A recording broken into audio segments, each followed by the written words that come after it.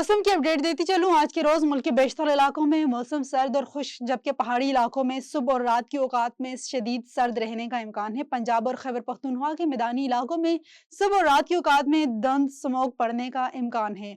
अगले चंद रोज के दौरान शमाली इलाकों में दिन और रात के दर्जा हरारत में मजीद कमी का इम्कान है, जबकि पंजाब और खैबर पख्तूनख्वा के मैदानी इलाकों में धुंध की शिद्दत में बतदरीज इजाफा मुतवक्के है। गुज़श्ता 24 घंटों का मौसम मुल्क के बेशतर इलाकों में मौसम सर्द और खुश्क और पहाड़ी इलाकों में शदीद सर्द रहा। ताहम पंजाब और खैबर पख्तूनख्वा के चंद मैदानी अजला में धुंध और स्मोक छाई रही।